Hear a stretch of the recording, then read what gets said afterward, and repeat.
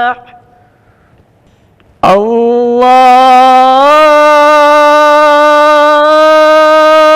Akbar,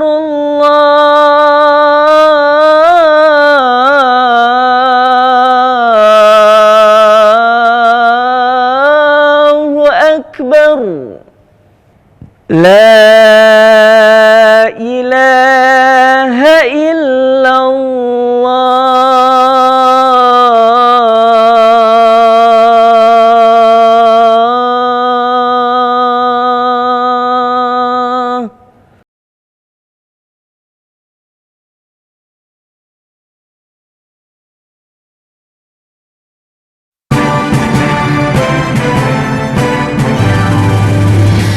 Indonesia, tanah airku, tanah tumpah darahku.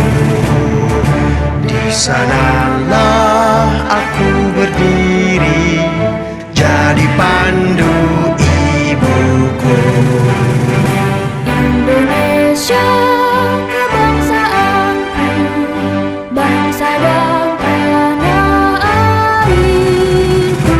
Marilah kita bersama, Indonesia bersatu. Hiduplah tanahku, hiduplah negeriku, bangsaku, rakyatku semua. Bangunlah jiwanya, bangunlah badannya, untuk Indonesia Raya. Indonesia Raya, merdeka, merdeka, tanahku, negeriku yang tercinta. Indonesia Raya, merdeka, merdeka, hiduplah Indonesia Raya. Indonesia Raya, merdeka, merdeka, tanahku, negeriku yang tercinta.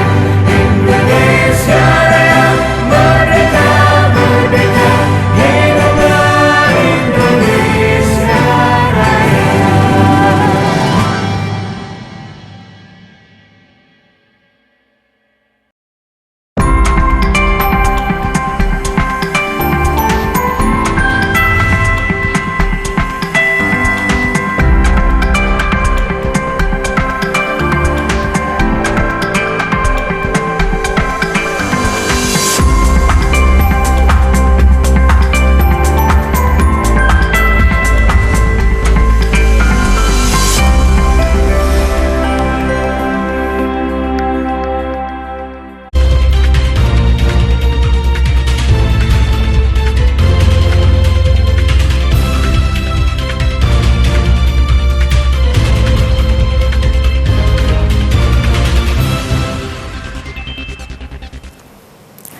Selamat petang saudara, Klik Indonesia Petang kembali hadir menjumpai Anda di hari ini Kamis 24 Juli 2025. Saya Herdina Suherdi dan saudara inilah cuplikan berita utama Klik Indonesia Petang kali ini.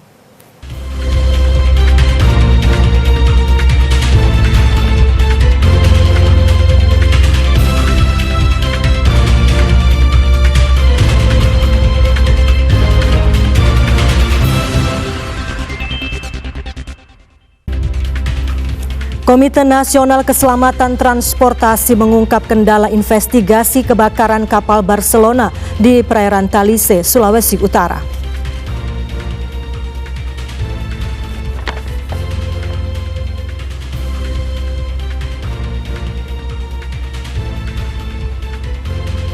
Satgas Pangan Polri menaikkan status perkara kasus beras oplosan ke tahap penyidikan.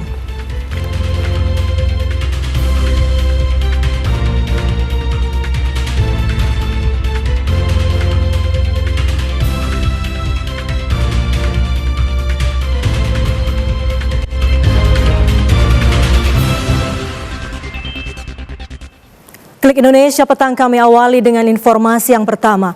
Komite Nasional Keselamatan Transportasi atau KNKT menerjunkan tim untuk melakukan investigasi kasus kebakaran kapal motor Barcelona 5 di perairan Pulau Talise, Sulawesi Utara.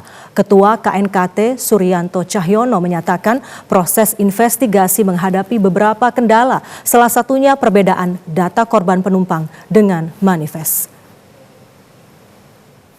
Komite Nasional Keselamatan Transportasi KNKT masih terus mendalami penyebab kebakaran yang menimpa kapal motor Barcelona 5 di perairan dekat Pulau Talise, Minahasa Utara, Sulawesi Utara. Ketua KNKT Suryanto Cahyono menyebut investigasi masih dilakukan dengan hati-hati karena masih ada kendala. Beberapa kendala yang dihadapi adalah kendala bahasa atau komunikasi antara tim KNKT dengan para saksi yang berasal dari Sulawesi Utara. Hingga saat ini KNKT belum bisa menyimpulkan penyebab kebakaran. Kendala lain yang harus dihadapi adalah adanya perbedaan antara data korban penumpang dengan data manifest. Sebelumnya terungkap bahwa jumlah penumpang yang diselamatkan ternyata mencapai 580 orang atau nyaris 2 kali lipat dari data manifest resmi sebanyak 280. Kapal motor Barcelona 5 terbakar di perairan Desa Talise, Kecamatan Likupang Barat pada 20 Juli 2025. Polda Sulut telah menetapkan nahkoda kapal berinisial IB sebagai tersangka. Korban perahu tenggelam atas nama Ricardo Dotulung, warga desa Wulur Maatus, Kecamatan Modoinding, Kabupaten Minahasa Selatan, Sulawesi Utara, berhasil ditemukan oleh warga. Korban ditemukan di wilayah desa Watumea, Kecamatan Eris, dalam keadaan mengapung.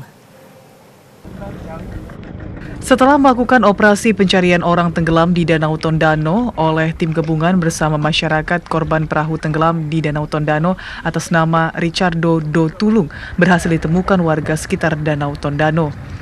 Korban ditemukan telah meninggal dunia dengan posisi mengapung di atas permukaan air. Komandan tim pencarian dari Basarnas Manado, Andri Abraham Kembi, mengatakan dengan ditemukannya korban operasi pencarian orang tenggelam di Danau Tondano secara resmi ditutup. Dapat kami laporkan operasi pencarian satu orang yang mengalami kecelakaan di Danau Tondano, Kabupaten Minahasa. Saat ini hari keempat telah ditemukan oleh warga setempat dan dievakuasi ke rumah sakit.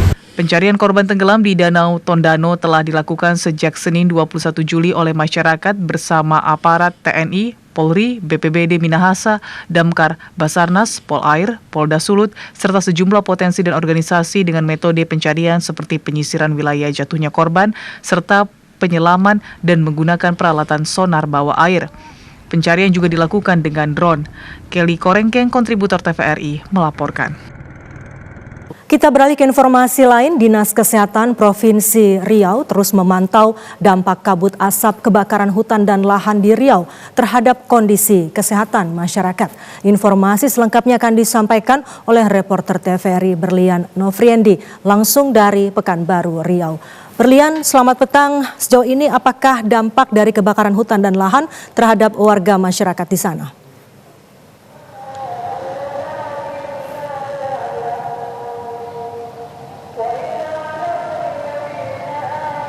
Ya, Berlian.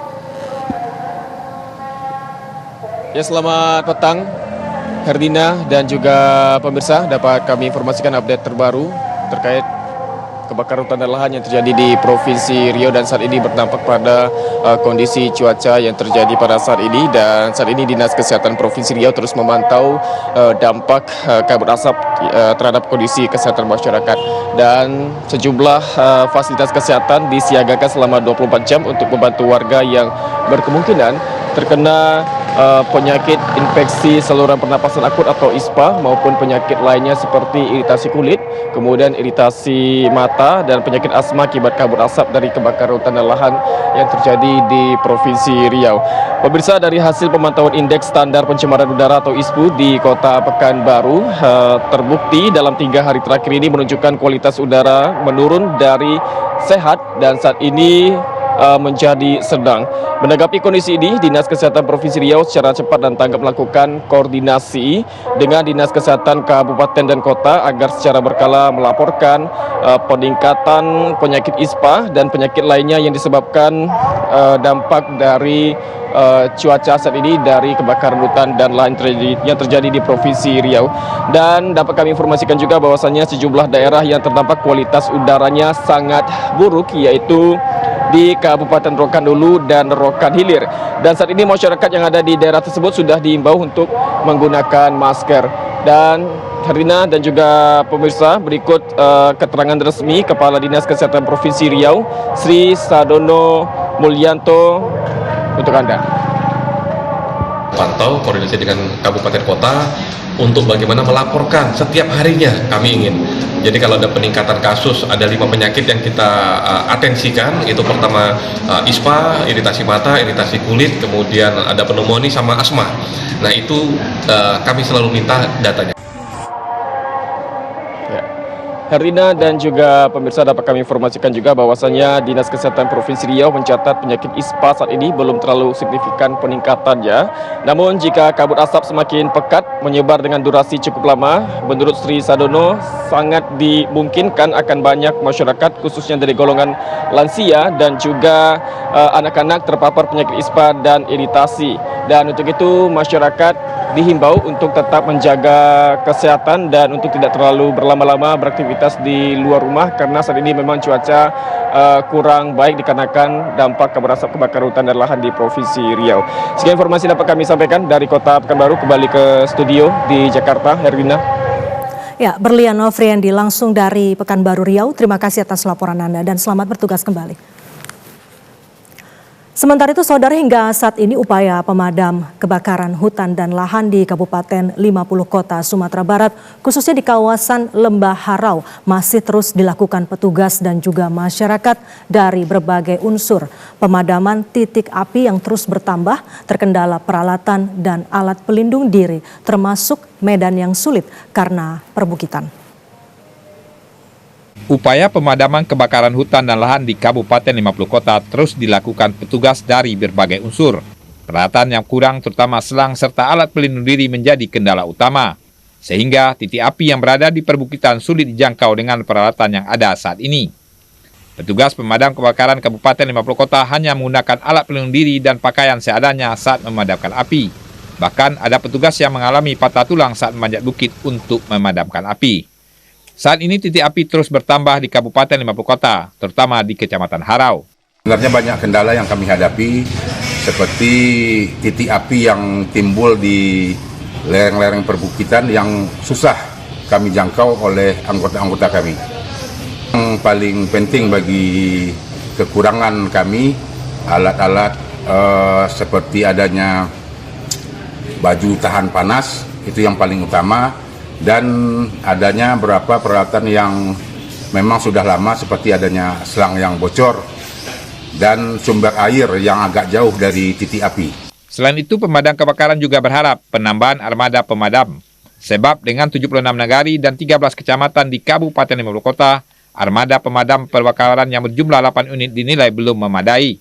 Idealnya menurut petugas pemadam kebakaran terdapat minimal 1 armada mobil pemadam di masing-masing kecamatan di Kabupaten 50 Kota, sehingga upaya pemadaman api saat terjadi kebakaran lebih maksimal.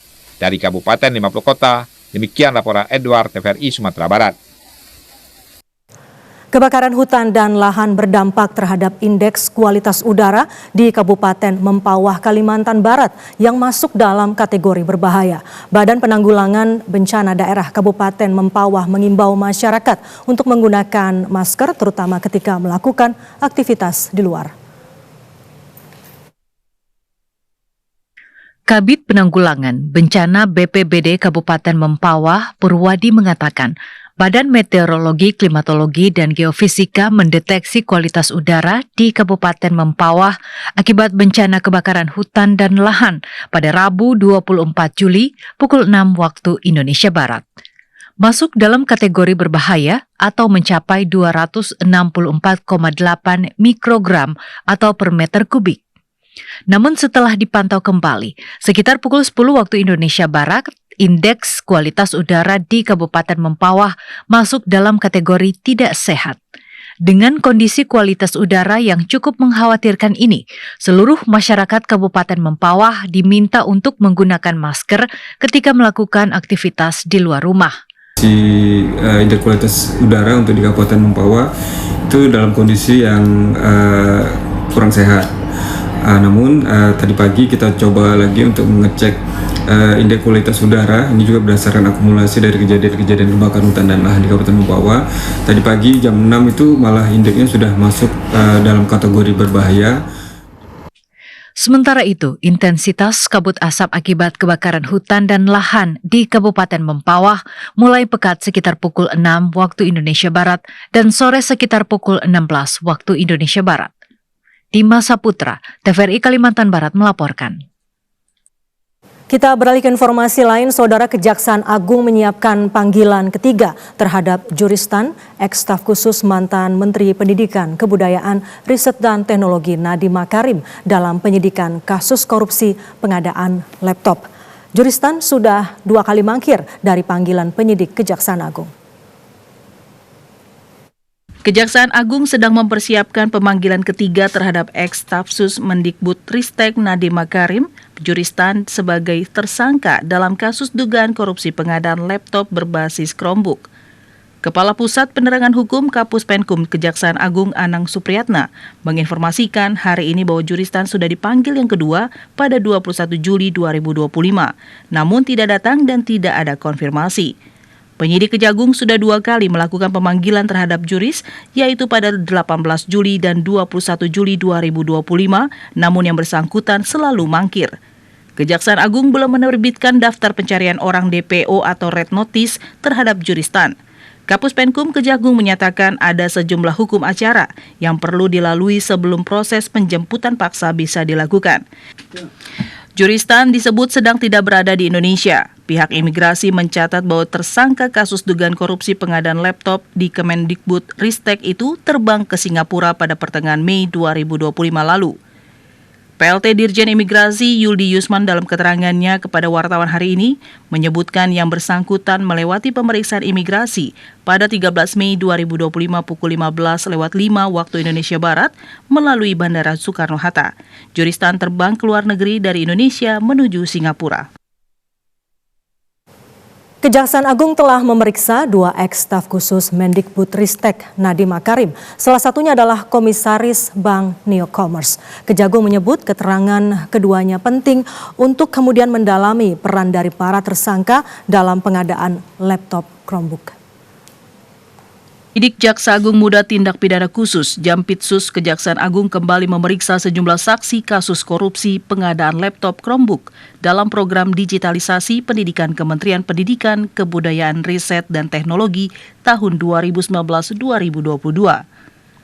Kepala Pusat Penerangan Hukum Kejagung Anang Supriyatna membenarkan bahwa 2 di antaranya yang diperiksa adalah mantan Stafsus Mendikbudristek Nadiem Makarim, yakni Pramoda Dei Sudarmo dan Muhammad Heikal. Mereka diperiksa pada Rabu kemarin. Kapus Penkum Kejagung saat dikonfirmasi wartawan hari ini tidak menyebutkan secara rinci materi pemeriksaan terhadap Pramoda dan Heikal. Namun ia menyebut keterangan keduanya penting untuk mendalami peran para tersangka dalam perkara ini, khususnya ex-Stafsus Mendikbudristek Juristan dan kawan-kawan. Ex-Stafsus Mendikbudristek Fiona Handayani sebelumnya telah 3 kali diperiksa penyidik dan dicegah ke luar negeri, namun ia masih berstatus sebagai saksi. Adapun mantan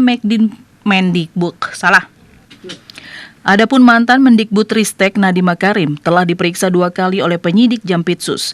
Pemeriksaan kedua berlangsung selama 9 jam pada Selasa 15 Juli 2025. Sedangkan pemeriksaan pertama dilakukan pada Senin 23 Juni 2025 selama hampir 12 jam dengan total 31 pertanyaan. Pengadilan Tipikor Jakarta akan menggelar sidang vonis terdakwa Sekjen PD Perjuangan Hasto Kristianto dalam kasus dugaan suap terkait pergantian antar waktu anggota DPR RI dan juga perintangan penyidikan pada Jumat 25 Juli besok. Hasto sebelumnya dituntut 7 tahun penjara oleh Jaksa Penuntut Umum KPK.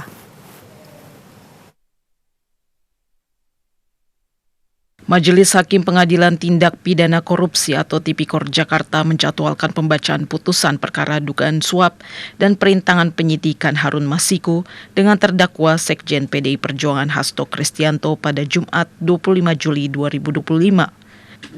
Sebelumnya dalam perkara ini, Jaksa Penuntut Umum KPK menuntut Hasto Kristianto dengan pidana penjara selama 7 tahun dan denda sebesar 600 juta rupiah subsidiar 6 bulan kurungan. Jaksa KPK menilai Hasto telah terbukti merintangi penanganan perkara Harun Masiku yang merupakan ex-calon legislatif PDI Perjuangan. Hasto disebut menghalangi penyidik KPK menangkap Harun Masiku yang sudah buron sejak tahun 2020 lalu.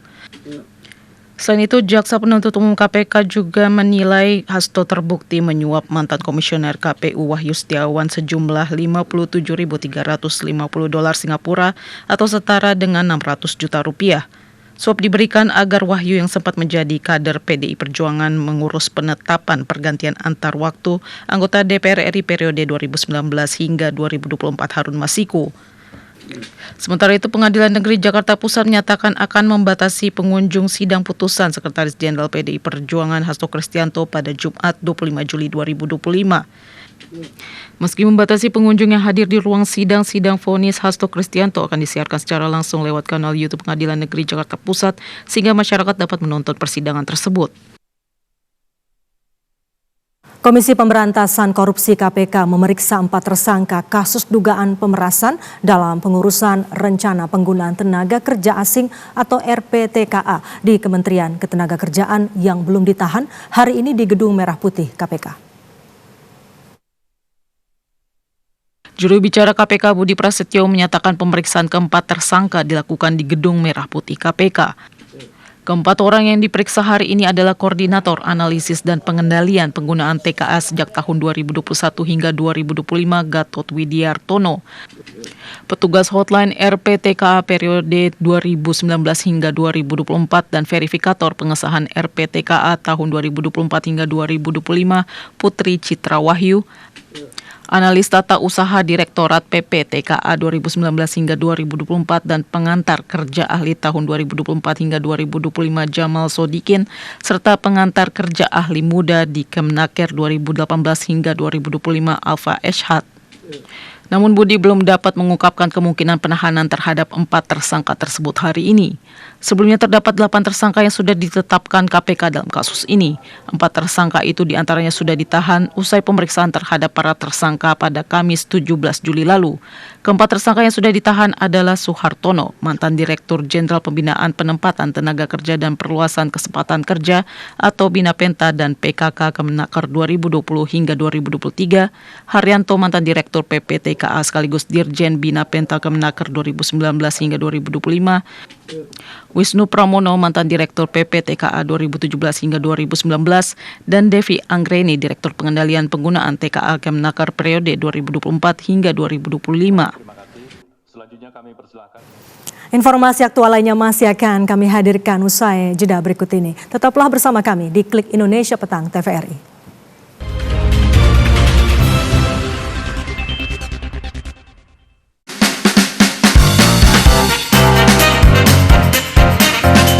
Kisah rumah kos yang dihuni oleh para pria dari berbagai suku dan latar belakang. Tapi di balik kehidupan mereka, ada Pak Mul, sang pemilik kos yang berusaha menyelamatkan kosan. Mampukah para penghuni menyelamatkan rumah kos yang telah menjadi keluarga untuk mereka? Saksikan Terima Kos Pria Baik-Baik setiap Sabtu pukul 19 waktu Indonesia Barat.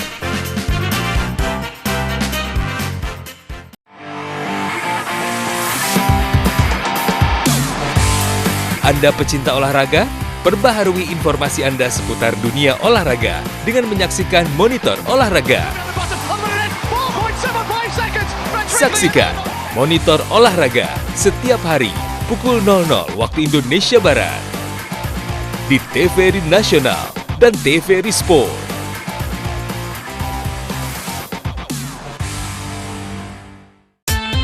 Turnamen bulu tangkis bergengsi sejagat raya.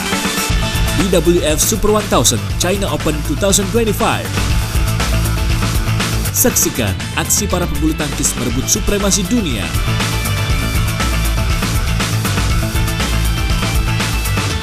Jangan lewatkan BWF China Open 2025 22 hingga 29 Juli 2025 hanya di TVRI Sport.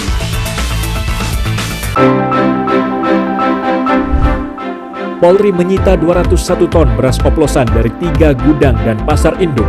Maraknya beras oplosan premium disinyalir terjadi imbas harga eceran tertinggi yang tidak mengalami penyesuaian saat naiknya harga gabah. Fenomena ini sekaligus menunjukkan lemahnya pengawasan distribusi pangan di tingkat produsen dan pasar tradisional. Selengkapnya dalam Indonesia Bicara. Usut tuntas beras oplosan malam ini pukul 19 waktu Indonesia.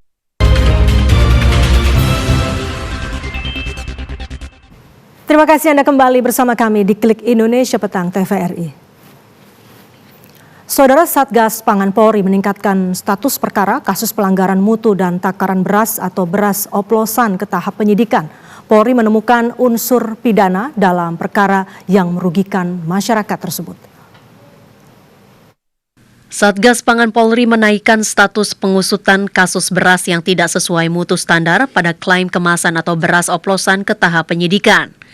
Direktur Tindak Pidana Ekonomi Khusus sekaligus Kepala Satgas Pangan Polri, Brigjen Pol Helvi Asegaf, mengatakan dugaan sementara sejumlah produsen telah memproduksi dan menjual beras tidak sesuai dengan standar mutu yang ditampilkan dalam kemasan.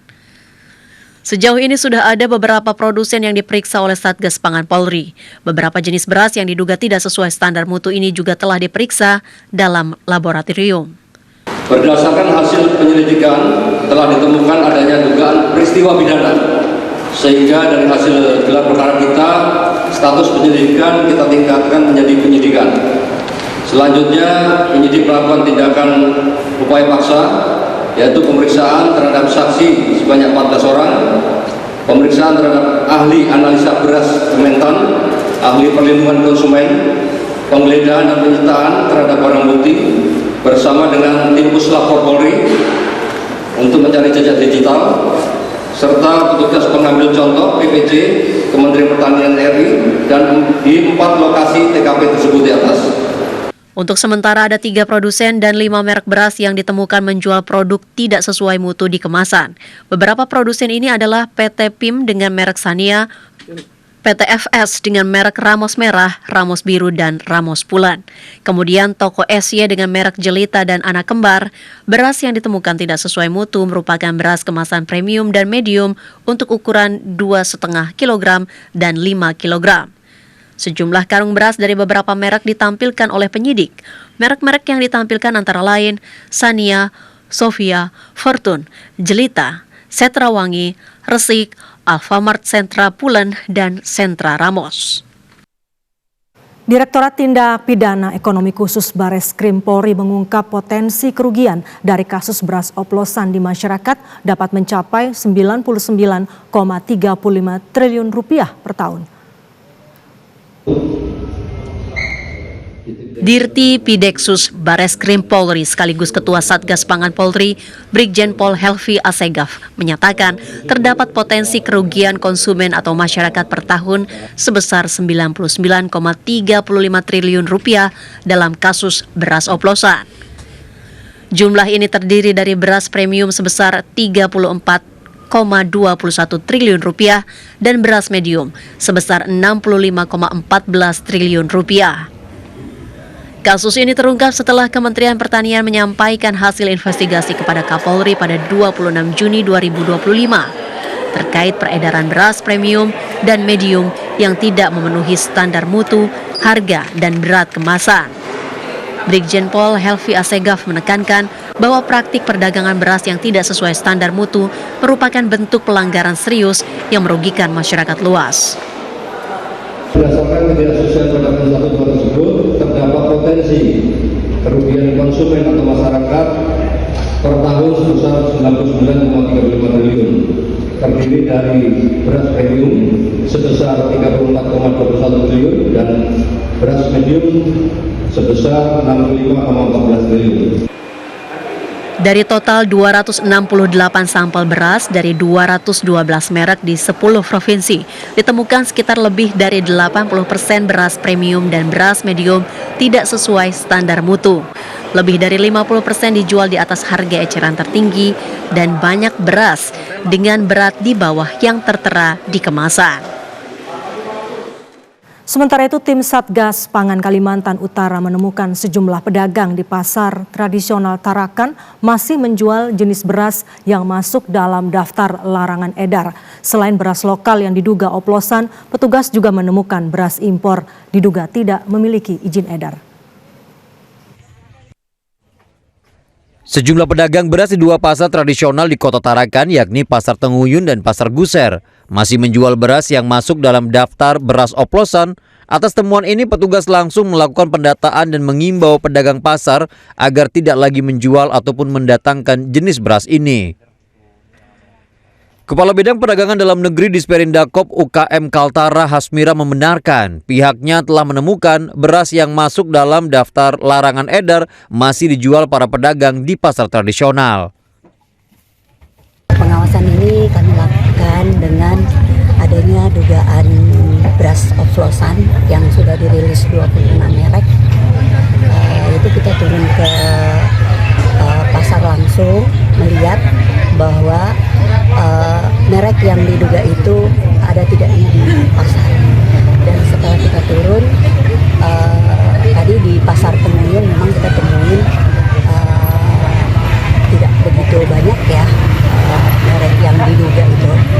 Sementara itu, salah seorang pedagang beras, Aya, mengaku beras salah satu merek yang diduga oplosan itu sudah dijual sebelum adanya isu beras oplosan. Aya menjual beras itu seharga Rp85.000 dalam kemasan 5 kg. Kalau itu memang sebelum ada yang oplosan tuh ya ada memang sudah, cuman memang kurang laku kalau sania. Harga sania yang itu kurang berapa? 85 ya? 5 kilo ya, Bu? 5 kilo ya? Selain beras yang diduga oplosan, petugas juga menemukan beberapa merek beras impor. Diduga kuat tidak memiliki izin edar dan dijual lebih murah dari beras lokal, yakni kisaran Rp145.000 dalam kemasan 10 kg. Siti Hardiani dari Tarakan melaporkan. Pemerintah terus mencermati dampak kebijakan tarif Amerika Serikat terhadap perekonomian global termasuk Indonesia. Kepala Departemen Kebijakan Ekonomi dan Moneter Bank Indonesia, Firman Mohtar menilai ada sejumlah dampak positif yang bisa dimanfaatkan Indonesia dari penyesuaian tarif ekspor dan impor yang terjadi belakangan ini. NDF yang kita lakukan memang Kepala Departemen Kebijakan Ekonomi dan Moneter Bank Indonesia, Firman Mohtar mengatakan penurunan tarif ekspor dari sebelumnya 32% menjadi 19% merupakan sinyal positif bagi kinerja perdagangan Indonesia. Dengan tarif yang lebih rendah, ekspor Indonesia berpotensi meningkat, mendukung pertumbuhan ekonomi nasional. Selain ekspor, beberapa jenis impor dinilai justru mendukung aktivitas produksi di dalam negeri. Hal ini akan memperkuat stabilitas ekonomi sekaligus mendorong pertumbuhan. Ekspornya akan lebih baik dari baseline kita, impornya ini kita melihat bisa mendorong pertumbuhan kegiatan ekonomi domestik, ya. Dan yang ketiga adalah bahwa ini sudah semakin memberikan nuansa yang lebih pasti. Nah, jadi ini semakin memberikan nuansa yang positif dan harapannya ini positif juga buat capital flows kita yang nampaknya nanti nilai tukar nanti bagus buat kegiatan domestik. Penyesuaian tarif ini diharapkan membawa angin segar bagi perekonomian domestik, terutama dalam menciptakan kepastian dan menarik investasi. Saudara, Komisi 2 DPR RI bersama dengan pemerintah dan Komite 1 DPD RI menyetujui 10 rancangan undang-undang tentang kabupaten kota di Provinsi Gorontalo, Sulawesi Utara dan juga Sulawesi Tenggara. Persetujuan itu diputuskan pada pembahasan tingkat pertama. Ketua Komisi 2 DPR RI Rifki Nizami Karsayuda usai memimpin rapat bersama pemerintah dan Komite 1 DPD RI menyetujui 10 rancangan undang-undang RUU tentang kabupaten kota di Provinsi Gorontalo, Sulawesi Utara, dan Sulawesi Tenggara. Persetujuan itu diputuskan pada pembahasan tingkat pertama. Payung hukum itu kemudian akan dibawa ke pembahasan tingkat selanjutnya dalam rapat paripurna guna disahkan menjadi undang-undang. 10 RUU Kabupaten Kota tersebut disetujui untuk dibawa ke pembicaraan tingkat kedua setelah 8 fraksi di Komisi 2 DPR RI, Komite 1 DPD RI, hingga pemerintah dan memberikan persetujuan terhadap RUU tersebut. Selanjutnya, pimpinan Komisi 2 DPR RI, pemerintah, Komite 1 DPD RI, serta perwakilan fraksi-fraksi di Komisi 2 DPR RI menandatangani RUU yang telah disetujui tersebut. Ke-10 RUU tentang kabupaten kota yang diusulkan Komisi 2 DPR itu terdiri atas wilayah di Provinsi Gorontalo, yaitu RUU tentang Kota Gorontalo dan RUU tentang Kabupaten Gorontalo. Wilayah di Provinsi Sulawesi Utara, yaitu RUU tentang Kabupaten Bolang Mongondo, RUU tentang Kabupaten Kepulauan Sangihe, RUU tentang Kabupaten Minahasa, dan RUU tentang Kota Manado. Rancangan Undang-Undang tentang perubahan atas Undang-Undang Nomor 8 Tahun 2019 tentang penyelenggaraan ibadah haji dan umroh disepakati menjadi rancangan undang-undang usul inisiatif DPR. Pengambilan keputusan tersebut dilakukan dalam rapat paripurna DPR RI.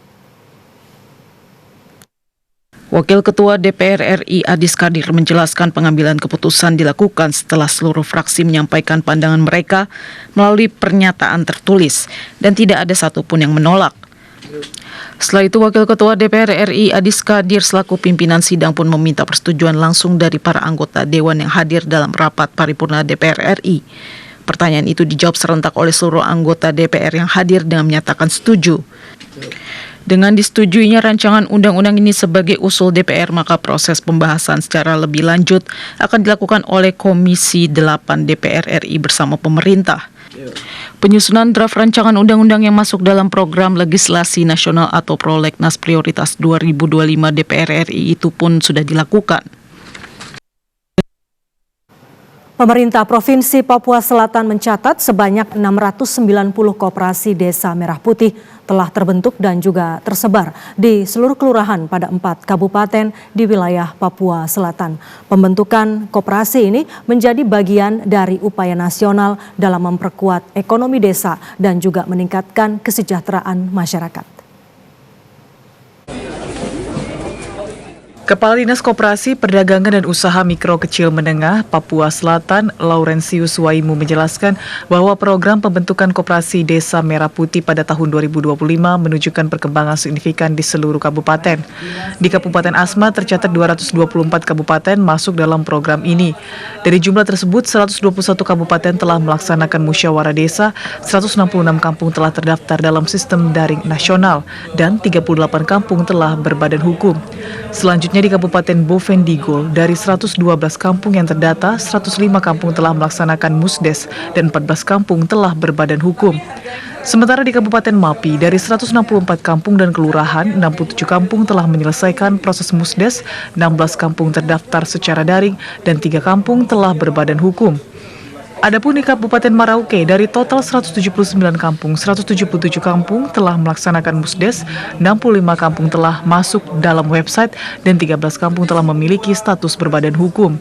Secara keseluruhan hingga pertengahan Juli 2025, sebanyak 68 kampung di Papua Selatan telah memiliki legalitas hukum koperasi. Yang sudah musdes sebanyak 121 kampung. Yang sudah masuk dalam website sebanyak 166 kampung. Yang sudah berbadan hukum sebanyak 38 kampung. Untuk Kabupaten Bovendigul sebanyak 112 kampung. Yang sudah masuk dalam musdes sebanyak 105 kampung. Koperasi desa ini diharapkan mampu memberikan dampak nyata dalam menciptakan lapangan kerja, meningkatkan pendapatan, serta memperkuat ketahanan ekonomi di tingkat kampung. Amin Roshida, TVRI Papua, melaporkan. Asosiasi Pemerintah Desa Seluruh Indonesia atau APDESI Kabupaten Pasir, Kalimantan Timur meyakini koperasi Desa Merah Putih akan membawa perubahan ekonomi di tingkat desa. Hal ini dapat terwujud dengan dukungan permodalan yang memadai serta beragam jenis usaha. Asosiasi Pemerintah Desa Seluruh Indonesia atau APDESI Kabupaten Pasir menyambut kehadiran Koperasi Desa Kopdes Merah Putih. Ketua Abdesi Pasir Nasri mengatakan, koperasi ini dinilai memiliki potensi besar dalam mendorong perubahan ekonomi serta membantu pemenuhan kebutuhan dasar masyarakat, khususnya di tingkat desa. Terlebih, Kopdes Merah Putih berbeda dengan koperasi konvensional yang mengandalkan modal dari iuran anggota, sementara Koperasi Merah Putih mendapatkan permodalan dari pihak ketiga, yaitu pihak perbankan. Meski demikian, Nasri belum mengetahui secara spesifik skema pembiayaan yang digunakan koperasi ini nantinya, sebab belum ada regulasi terkait syarat pinjaman, batas maksimal jumlah pinjaman, hingga kemungkinan akses bagi koperasi yang tidak memiliki aset. Nilainya berapa? Apakah dia non aset bisa pinjam? Kan itu jadi soal juga sebenarnya. Dan ternyata Koperasi Merah Putih ya non aset sih. Nah, dia dibentuk memang untuk memenuhi kebutuhan dasar. Sementara itu, terkait modal awal untuk setiap unit Kopdes Merah Putih sebesar 3 hingga 5 miliar rupiah. Nasri meyakini penyaluran dana akan bersifat fleksibel sesuai dengan kebutuhan Kopdes Merah Putih dan penilaian pihak terkait. Sehingga meski plafon yang diberikan oleh bank mencapai miliaran, namun modal yang diberikan bisa saja berada di bawah plafon. Nasrullah Ahmad dari Pasir melaporkan. Saudara, sejumlah informasi lainnya masih akan kami hadirkan usai jeda berikut ini. Tetaplah bersama kami di Klik Indonesia Petang.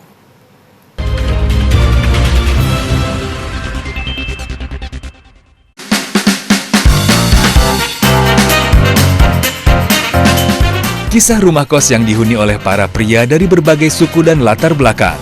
Tapi di balik kehidupan mereka, ada Pak Mur, sang pemilik kos yang berusaha menyelamatkan kosan. Mampukah para penghuni menyelamatkan rumah kos yang telah menjadi keluarga untuk mereka? Saksikan Terima Kos Pria Baik-Baik setiap Sabtu pukul 19 waktu Indonesia Barat.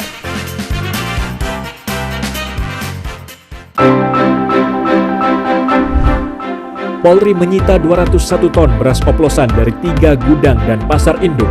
Maraknya beras oplosan premium disinyalir terjadi imbas harga eceran tertinggi yang tidak mengalami penyesuaian saat naiknya harga gabah. Fenomena ini sekaligus menunjukkan lemahnya pengawasan distribusi pangan di tingkat produsen dan pasar tradisional. Selengkapnya dalam Indonesia Bicara. Usut tuntas beras oplosan malam ini pukul 19 waktu Indonesia Barat.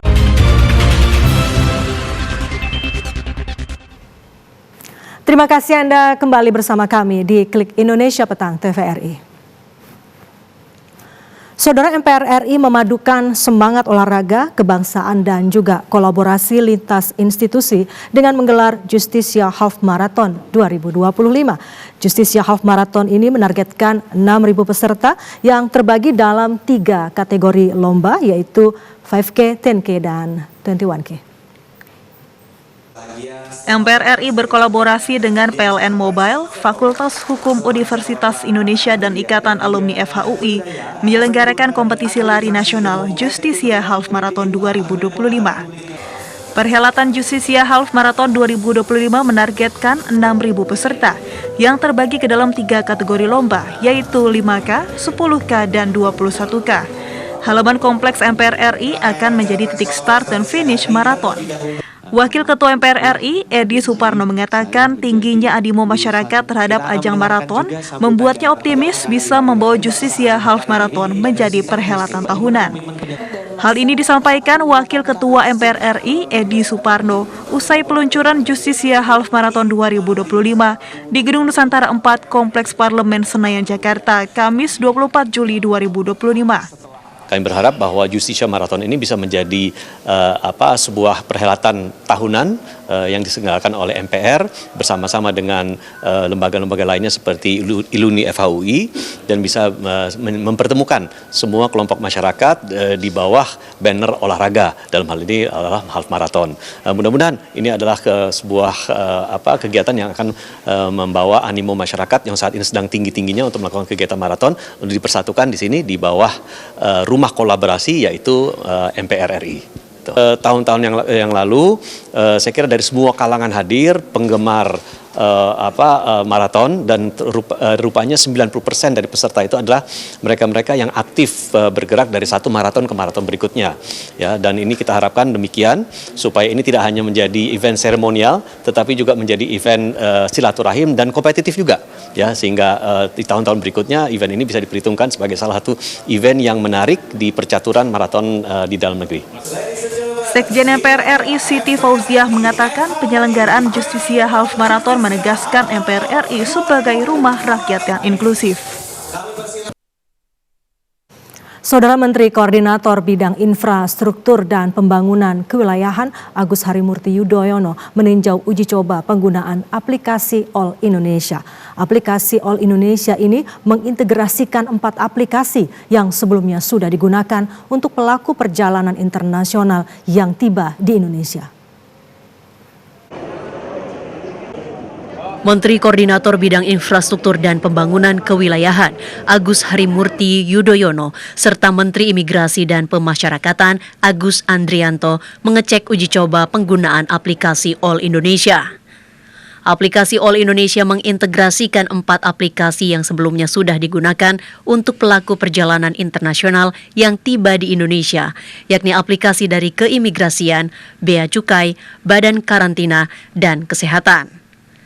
Menko AHY berharap layanan lengkap dalam satu aplikasi dapat mempercepat dan mempermudah kedatangan pelaku perjalanan internasional baik untuk tujuan berbisnis maupun berwisata. Saat ini uji coba aplikasi All Indonesia diberlakukan di Bandara Internasional Soekarno-Hatta Tangerang, Banten, Juanda Sidoarjo, dan I Gusti Ngurah Rai Bali dengan maskapai Garuda Indonesia. Dan ini adalah upaya untuk menghadirkan efisiensi. Waktu yang dibutuhkan untuk mengisi aplikasi tentu lebih cepat dibandingkan yang berlaku saat ini. Dan bahkan bisa dibandingkan juga dengan sejumlah negara yang juga sudah lebih maju urusan deklarasi ataupun imigrasinya. Sementara itu, Menteri IMIPAS Agus Andrianto memastikan akan memperkuat sistem keamanan dan perlindungan data aplikasi All Indonesia. Kita siapkan sistem backup datanya, bukan hanya kita titipkan sekarang yang ada di iCloud, kita nanti akan kita taruh di data center Indonesia. Dan kita akan bangun di sana dan nanti akan kita simpan, kapasitasnya akan kita berbesar, termasuk jangan sampai ada gangguan dari jalur telekomunikasi sehingga seluruh aspek daripada All Indonesia dapat dilakukan pelayanan dengan baik. Berdasarkan data pada 2024, pelaku perjalanan internasional yang tiba melalui Bandara Soekarno-Hatta mencapai 2,7 juta penumpang, Bandara Juanda 1,5 juta penumpang, dan Bandara Ngurah Rai Bali 14 juta penumpang. Kabupaten Kepulauan Anambas, Kepulauan Riau melalui Desa Piasan, Kecamatan Siantan Utara meraih peringkat ke-6 Lomba Desa Digital tahun 2025 untuk seluruh Indonesia. Prestasi ini diraih melalui pemanfaatan teknologi digital dalam rangka meningkatkan pelayanan publik dan juga kesejahteraan masyarakat. Kabupaten Kepulauan Anambas, Kepulauan Riau melalui Desa Piasan, Kecamatan Siantan Utara masuk peringkat ke-6 Lomba Desa Digital tahun 2025 dari 75.259 desa di seluruh Indonesia. Capaian tersebut sangat istimewa bagi Kabupaten Kepulauan Anambas yang berada di ujung utara Indonesia. Lomba Desa Digital 2025 diselenggarakan oleh Kementerian Desa dan Pembangunan Daerah Tertinggal Republik Indonesia, Badan Pengembangan dan Informasi Desa dan Daerah Tertinggal. Kepala Desa Piasan Zainal Arifin mengatakan bahwa dirinya bangga bisa meraih peringkat ke-6 Lomba Desa Digital tahun 2025. Ia berharap Kepulauan Anambas, khususnya Desa Piasan, bisa menjadi contoh desa digital pertama di Kepulauan Riau. Kami sangat bangga. Bangga kami ada karena yang ada di Jakarta itu tidak kenal sama kami. Maka bangga kami tidak ada 6 besar ini termasuk bangga dari desa dan kabupaten dan provinsi. Itu bangga. Harapan kami mudah-mudahan provinsi dapat membuat percontohan kami ini untuk menjadi tingkat provinsi desa-desa ada di daerah kita, Provinsi Riau. Itu harapan kami. Sementara itu, Kepala Dinas Pemberdayaan Masyarakat dan Desa Kepulauan Anambas, Teti Arnita, mengatakan bahwa pemerintah Kepulauan Anambas mengapresiasi Desa Piasan dalam capaian luar biasa yang diraih, yaitu Lomba Desa Digital tahun 2025. Ia berharap capaian ini menjadi leading sektor percontohan bagi desa-desa di Kepulauan Riau dan desa-desa di seluruh Indonesia. Tentunya kami mengapresiasi dan merasa sangat bangga Desa Piasan menjadi salah satu perwakilan di Kepri masuk ke dalam 6 kategori desa digital tingkat nasional dengan mungkin Dinas PMD yang baru terbentuk kurang lebih 2 tahun. Ini merupakan kebanggaan khususnya buat kami juga. Lomba Desa Digital tahun 2025 yang diselenggarakan oleh Kementerian Desa Republik Indonesia merupakan implementasi guna mendukung Asta-Cita Presiden Republik Indonesia Prabowo Subianto melalui Bangun Desa, Bangun Indonesia. Dari Anambas, Ramadan, TVRI melaporkan. Dan saudara, kini saatnya kami hadirkan informasi perakiraan cuaca dari Badan Meteorologi, Klimatologi, dan Geofisika.